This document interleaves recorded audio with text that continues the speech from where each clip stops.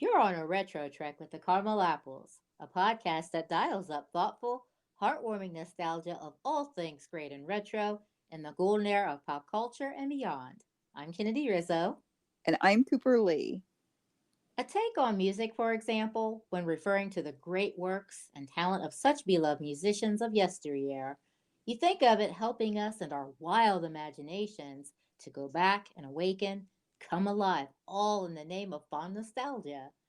Join us as we take you through the Orchard sweet spot to dive into the world and history of uber nostalgic rock supergroup Mike and the Mechanics, a timeless example of smooth, melodic talent back then that captivated and taken in the world during an era where music in its very essence was real and raw.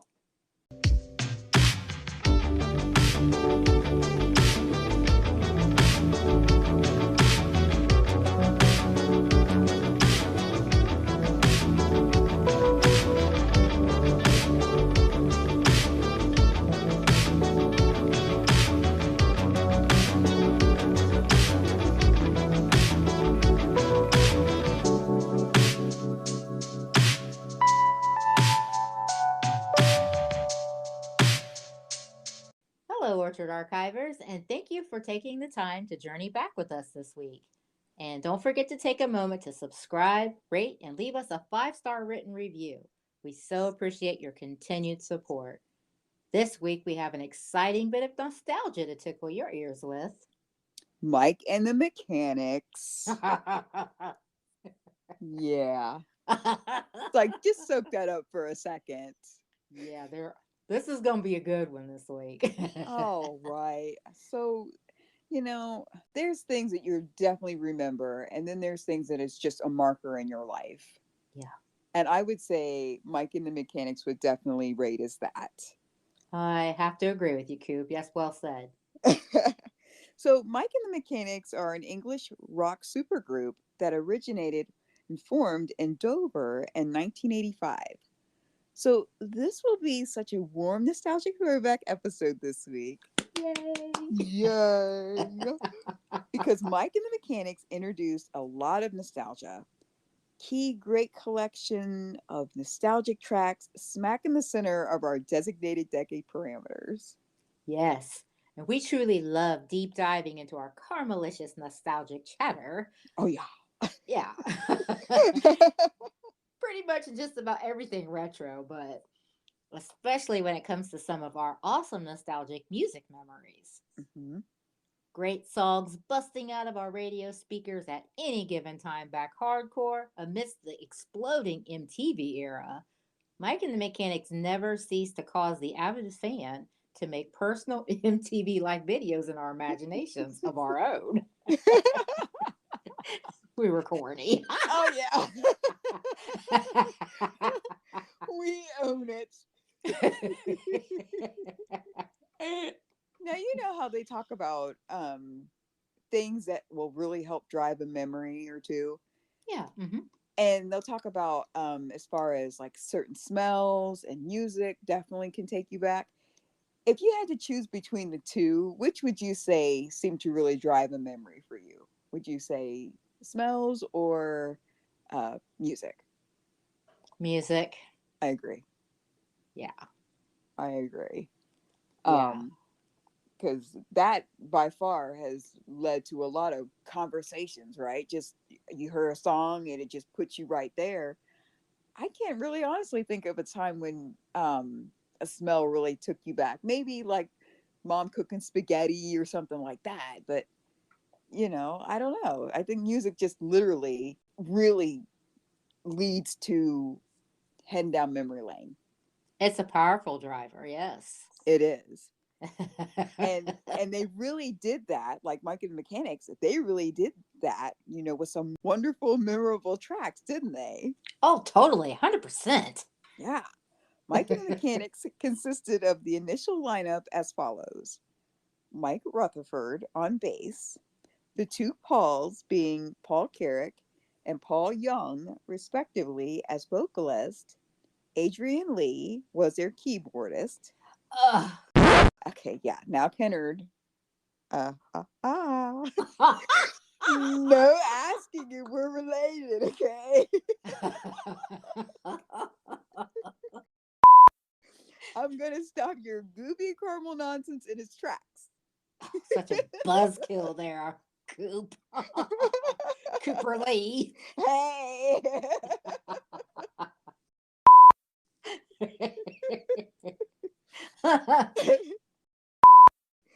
That's right. And now I can successfully finish the lineup list with Peter Van Hook as Mike and the Mechanics drummer. Buzzkill Cooper Lee. I'm not over that yet.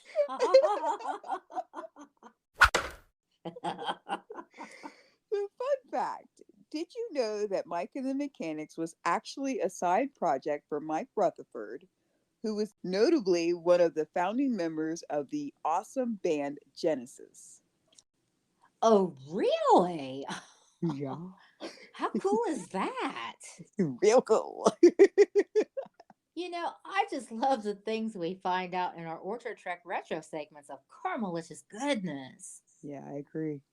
Yeah, but I shouldn't be a bit surprised to learn that, you have a keen interest in this band's history ever since, like, this is like Coop's retro fave going. In fact, it's always been Genesis. Now, I do love me some Genesis. Guilty as charged. There it is. There's no denying it. Genesis is good. Oh, yeah. Oh, totally. And I so can't wait to cover that intriguing history and details behind some of Genesis' collective musical archives as well. Yeah, yeah, You know, yeah. I'm so here for it. Are you? Oh, yes. Yay. 100%. 100%. All right, that means it's going to happen. Cool. But back to our original discussion of Mike and the Mechanics. Um, it was during one of the hiatus periods from Genesis where Mike Rutherford had been pursuing a solo career. Mm. Two notable albums that came into being or that were released at that time was Small Creeks Day in 1980 and Acting Very Strange 2 years later in 1982. Oh, okay. However, it is said he found the experience of taking on recording a solo album extremely challenging, with the results of which to him were artistically unsatisfying, Oh, particularly, yeah, that's interesting, isn't it? uh-huh. So, particularly in connection to singing lead vocals on the latter album. What an interesting take on his brief solo experience. Hmm. I mean, creatively speaking, that of what he described is his own recollections of his experience. I can imagine just how eye opening that might have been. Well, Kennard, indeed it was. For he said, and I quote, I had a revelation, too, in this time period that I am not complete on my own. I'm much more creative and inspired when there are other people around me and I'm bouncing ideas off. End quote. Okay, so this is neat to hear.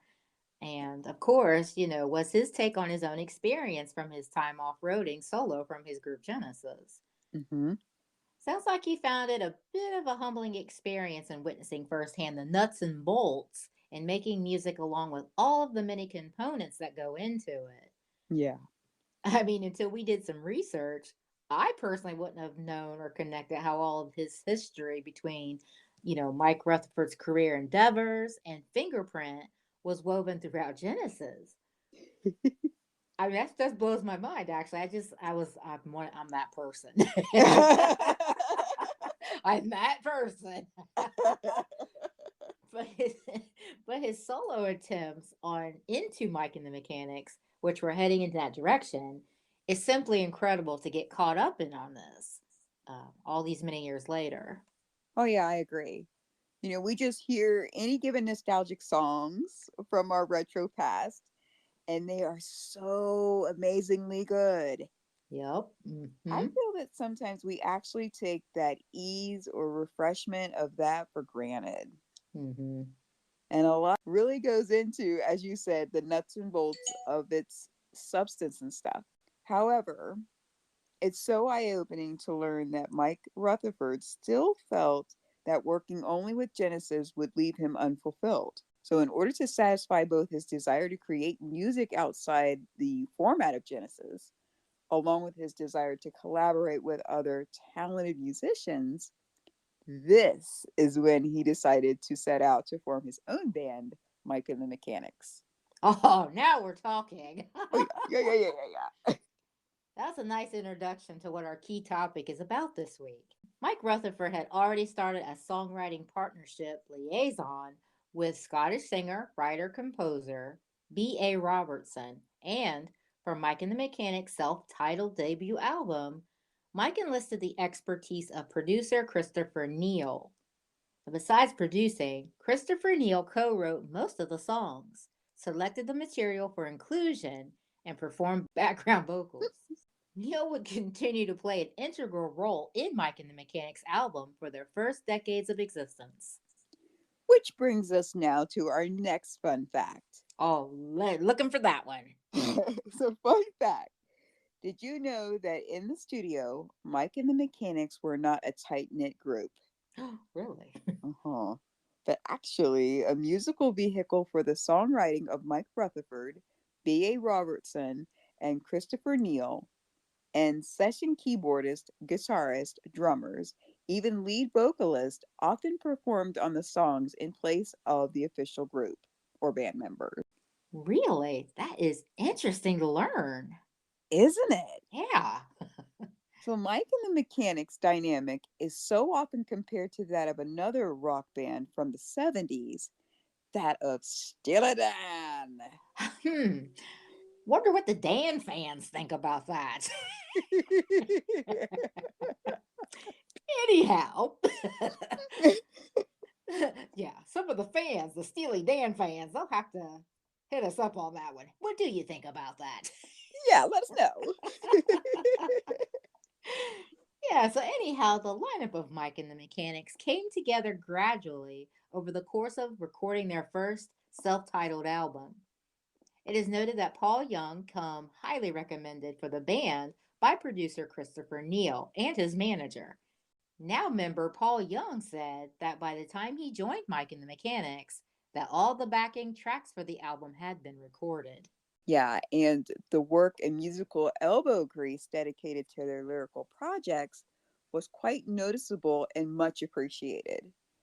The songs of the first album effortlessly pulled me in with the melodic sounds. Oh, I know that's right, Coop. Yeah. Mike Rutherford was more than pleased with the resulting album and decided to continue Mike and the Mechanics indefinitely rather than the initial one off release project. Okay. Yeah, so when the album was released in the year 1985, Rutherford's decision was further reinforced by the album's immense popularity and commercial success. While Mike Rutherford's solo albums had been moderately successful, would you be surprised to learn that he had never managed to garner a top 40 hit? Well, at least here in the States, because I'd like to mention that they made some leeway in this regard in Canada.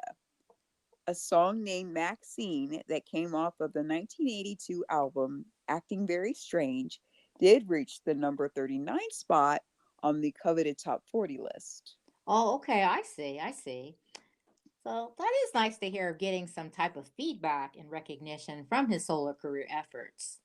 It sure is. Um, Almost as if his solo endeavors weren't in vain, right? Right. We did talk about elbow grease. A lot goes into Yes, mad respect. We are not knocking this. Oh no, no. Better them than us. that. Right again. So Mike and the Mechanics did start to make some noise on the top 40 charts. Three of their songs off the first album, which I loved and owned, I remember this one. Yep. including two that made the top 10 here in the US, being All I Need Is a Miracle, Mhm. along with Silent Running on Dangerous Ground. Mhm. And yet another ultra cool hit that hit the number 32 spot on the top 40 chart was Taken In. All right. Here come the warmest memories flooding back in. Oh, sure are. I think I did good choosing this as my very first cassette tape for such a young one starting off. Kudos to Coop. That's right. We've been meaning to do this since season one. Oh, yeah. I mean, geez. Fun fact, this track was so good. Did you know that Silent Running was released in the 1986 film On Dangerous Ground, released that year as Choke Canyon? Okay. No, I did not know that. So, what's really crazy is this literally was my very first cassette tape. Uh-huh. Yep. Um, I know you had the Cover Girls. No, Gloria Stefan was your very first one. That's right. I was a freestyle fan, but it was Gloria Stefan. That's right. Yes, Gloria Stefan was your first. And I got Mike and the Mechanics. Yeah. And We got it from the same place. yes, yes, that store is no longer around. No. And the cassette tapes aren't either, No.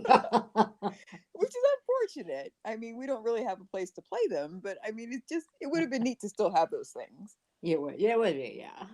But I totally remember, like, these songs belting out of our station wagon, as mom would take us to the doctor's office, or we'd go to the store, we'd be with our friends. Yeah. I remember going to, we talked about it before. We have what's kind of like a beach. We have a reservoir around here, but there's sand and everything. So it's the close to a beach as you can get, and it's nearby. So we really liked it as kids growing up. Uh-huh. And I can remember listening to it, going there. Like, there's all these moments peppered throughout your life, as a kid then, that you remember hearing these songs. And it Yes. was like, just, it takes you there. Yeah, your tape, Coop. This definitely was one of those. You said it when we started this episode this week. It is one of those very melodic, very nostalgic sounds from our early days, like Primo, Effortless. Effortless. Oh Yeah. my gosh. So I'm like you. It's one of my favorites too, even though you owned the cassette tape. We shared everything. So, We did. Good job. Yeah, but this Mike and the Mechanics album was the shiznick. yeah. I mean, I really do remember the beautiful melodic ballad and accompanying vocals soothing our young ears in the emotive track Par Avion. Oh, Mm, okay. So that song was vibe. yeah. And Coop usually is sharing the most amazing fun facts on any given subject we talk about here in the Retro Orchard. But I've got one that was certainly a nice nostalgic memory concerning this particular song. Oh, please share it. Okay, so forgive me, Coop. I will share this one. Excellent. You go right ahead. Okay. Fun fact. Par Evian was in an episode of Miami Vice entitled Yankee Dollar in season 2, where it was understood that Crockett was dating a flight attendant who just got back from, shall we say, a run. Oh. Yeah, fresh off of her shift. And let's also say that their explained romance ended a bit tongue in cheek with this haunting, beautiful track playing in the background. 100% awesome. Oh my goodness. Slow standing clap. Yes, that is so appropriate. Mm. Yeah, this one was absolutely one of my favorite songs on this album. Oh, mine too. Mine too. This Mike and the Mechanics album was the shiznick. Hashtag facts. Oh. And a few more songs I'd like to make honorable mention to are I Get the Feeling, Now That You've Gone, Hanging by a Thread, Take the Reins, A Call to Arms, as well as You Are the One. All amazing songs you listed there, Coop. Oh, yeah. Oh, yeah. This album was amazing. Yeah. And their raw collaborative talent together on this key album really turned the world onto all the musical genius they had to offer. Hmm. And that spells easy success and clear pop fandom. Right? Yes. And another piece of strong nostalgia is connected to the band on that first album, Kennard, was the cover art. Yes. Okay. Yes. Yeah. Where it had a man's face screaming and he sort of looked futuristic and or a bit like AI. Yep. Mhm. Yeah. So very nostalgic. I'm instantly back in 1987, like for reals. Oh my goodness. I remember that cover art real well too. Yeah, so cool. Very well.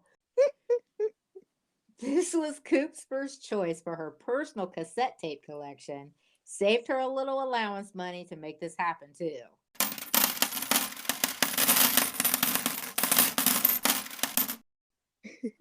Again, well done, Coop. Thank you. Thank you very much.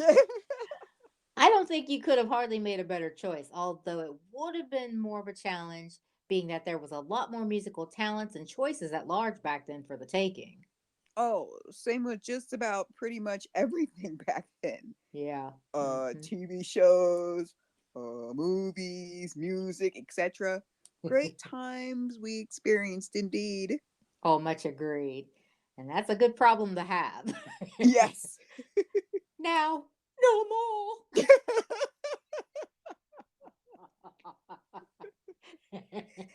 That's why it's so nice to be able to regularly reminisce. So, at the peak of Mike and the Mechanic's success, they viewed yet another album, a second album, Living Years. Mm, mhm. That too ushered in the single by the same title, The Living Years, that became the band's biggest hit. How big, you may wonder? The Living Years hit number one here in the US, and close behind that, number two in the UK. I remember this song played on a loop on pop radio stations back in the day. Mhm. Yeah, where they say it loud.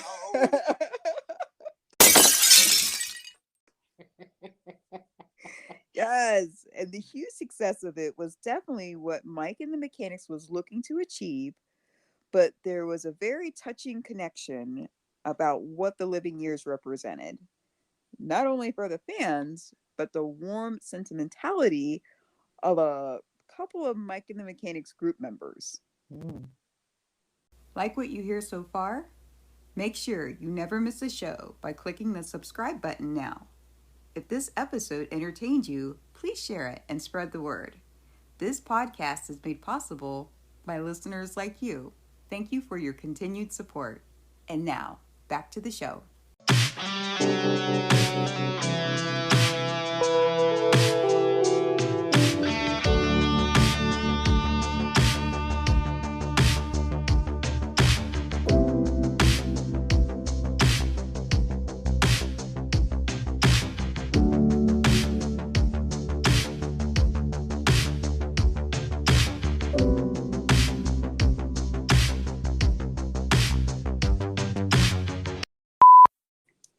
Okay.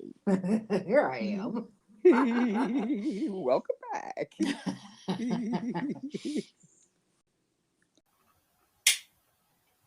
Fun fact, it is said that this touching song was written by Mike Rutherford and B.A. Robertson after both of their fathers had recently passed away. But here's the catch, the lyrics were written solely by Mr. Robertson. Its message centered on the unresolved dissension between he and his father, unfortunately. Whoa. Yeah, that's heavy. It is. And I'm sure that was both, like you said, a heavy but freeing undertaking and trying to process and heal from the many filed upsets he may have been grappling with all those years of dissension. Yeah. Yet another example on how music can be such a healing force and experience. And Mike and the Mechanics' tried and true fans responded in a grand way with making the living years their biggest hit going. Wow. It hit number one here, so the numbers don't lie. Well, you said it, Kennard. You know, The Living Years was sung by band member Paul Carrick, who also had a deeply emotional attachment to the song, having Mm. lost his own father when he was just 11 years old. Oh, wow. Yeah. And Living Year's album also included the song entitled Nobody's Perfect, sung by the other Paul and Mike and the Mechanics, Paul Young. Nobody's Perfect served as the background music to a TV advertising campaign for Tennent's Bitter. It was at this point that Paul Carrick began to take on a much more substantial role in Mike and the Mechanics, joining their team of songwriters plus adding keyboards. So now some of the following tidbits we'll be sharing on Mike and Mechanics will be slightly outside of our designated decade parameters. So we won't carnal deep dive into all they did when entering into the 90s, but only make brief mention in reference to the successes, tragedy that transpired as the group grew, morphed, and changed and such. Plus we'll find out what ultimately happened to Mike and Mechanics. Yeah. The question is, are they still around and performing in present day? Well, let's find out. Cool. Thanks for the brief disclaimer, Kennedy. No problem. Just keeping it moving and all right. Trying to. Trying. So, moving forward, Mike and the Mechanics launched a third album in 1991 entitled Word of Mouth. But unfortunately, what goes up must come down, Mm. and it was less successful than the previous two albums, particularly here stateside. But it is noted that it scored another trio of chart topping single tracks, once again in the UK, with like what the Living Years did for that album. The leading track, Word of Mouth, became one of their most popular songs yet. Impressive. Mm-hmm, mm-hmm. So, yeah, here we go. We keep moving forward on our Orchard Trek retro journey. We now jump 4 years later to, or really 4 years forward, to 1995 and come to Mike and the Mechanics' fourth album collaboration, Beggar on a Beach of Gold. So, this album dialed up for hardcore caramel fans everywhere, a top 40 hit in the UK, a hit in the title track, as well as number 12 hit entitled Over My Shoulder. Okay, so fun fact. What is notable about the song Over My Shoulder was that it was Mike and the Mechanics' first hit to be co written by band member Paul Carrick and became arguably the band's most aired song on British radio. Oh, nice. Yay! Way for home base to support Mike and the Mechanics. That's right. You're like, come on, people. You guys are our home. Yes, show some love. Well, that's all well and good to go over the wild success Mike and the Mechanics heralded in, or shall I say, taken in. Yes, I see what you did there. Yeah, over these key recent years. But now things were starting to transpire where Mike and the Mechanics started to take some serious hits after they peaked in popularity. Beginning the same year, their fourth album, Baker on a Beach of Gold, came out in 1995. That same year, the group began to fall apart. Mm, Adrian Lee, Cooper Lee, yes. actually decided to leave the band before Beggar on a Beach of Gold debuted, and Peter Van Hook left after that album came out. Another blow during that pivotal time was when Christopher Neal's long tenure as songwriter, producer for Mike and the Mechanics ended as well. Talk about taking a major hit. This is true. But ever the visionary and determined artist that he was, Mike Rutherford decided to continue Mike and the Mechanics as a singer slash songwriter trio. Mm. I can see that though, like they had that much natural talent.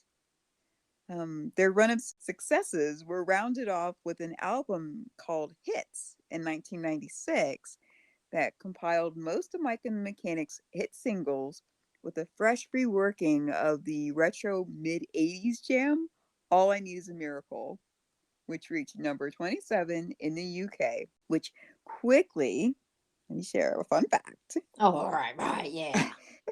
actually ranked higher on the top 40 chart than when the original version of the song was released. The album Hits was certified platinum in the UK within 2 months of release. So, totally not a bit surprised. No, not at all. Not at all. So, coming back full circle, Mike and the Mechanics' fifth studio album came out 3 years later in 1999, entitled none other than Mike and the Mechanics. Oh, hey, there it is. Fun fact, this particular album is generally known as M6, the Hits album being their true fifth release. Hmm. Its only hit, Now That You Gone, peaked at number 35 on the UK charts. As the band no longer had a distribution deal with an American record label, M6 was available to the American market as an import only offering. Okay. Yeah. Now, here comes some of the tragedy we were talking about in regards to the crumbling of Mike and the Mechanics. The following year, in the year 2000, another blow struck the group. On July 15th, band member Paul Young passed away from a heart attack. Hmm. Following Paul Young's death, Mike and the Mechanics understandably took a hiatus. Yeah. Fun fact, in 2004, Paul Carrick became the band's key lead vocalist until the band drifted apart in 2007. The band regrouped in 2004 as Mike and the Mechanics featuring Paul Carrick. As indicated by the new label, Paul Carrick played a much larger role than Ugh, previous, yeah. performing all of Mike and the Mechanics' lead vocals, keyboards, and co writing songs.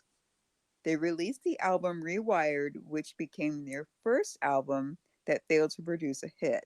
Uh oh. Yeah. Fun fact, Peter Van Hook briefly worked with the group once again during this period, not as an official member, but as a co producer. He also performed drums and percussion on both the Rewired album and its tour. Okay. As you've already hinted at, Coop, shortly after all of this rebrand was in place, Paul Carrick became too preoccupied with solo work to fully dedicate his time to Mike and the Mechanics. It was stated in an interview that took place in 2007. Head honcho Mike Rutherford regretfully stated that Mike and the Mechanics had indeed run its course. Hmm. I know that's sad to hear because I mean, there's such great memories from when we were first remembered them. Yeah. But notably, one more shot was taken in trying to resuscitate Mike and the Mechanics soon thereafter that quote, for in 2010, Mike and the Mechanics reformed once again with new vocalists Tim Howar and Andrew Rochford. Well, this was a very Carmelicious deep dive into one of my all time favorite retro bands. No, right. Oh, that of Mike and the Mechanics. Oh, yeah. Mike and the Mechanics debuted with their stellar eponymous album in 1985, which highlighted Mike Rutherford's innovative guitar, work, and vocal talents of the two Pauls, among other guest vocalists. Initially, the group's albums were released between Genesis albums, all three Genesis members having solo projects of their own, most notably in the huge chart topping successes of singer slash drummer, drum roll please. Take it away, Bill.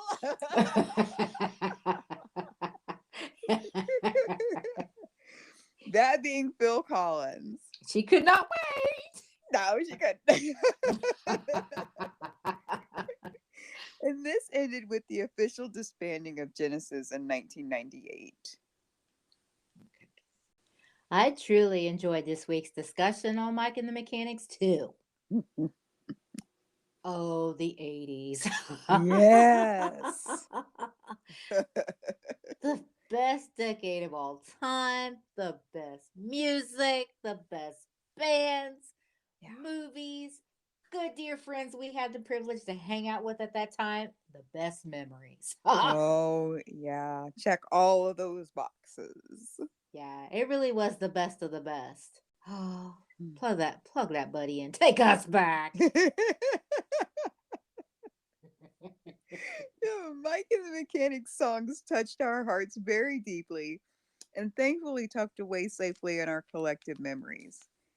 It's a crying shame that so much has changed over the years in terms of quality and dedication, but then again, it's easy to see why our special devoted memories from the 80s stood the test of time. Still do. Yeah. Hmm. So, to Mike and the Mechanics, thank you for taking that risk to keep the music flowing and providing the glittering treasure we have from our vast creative.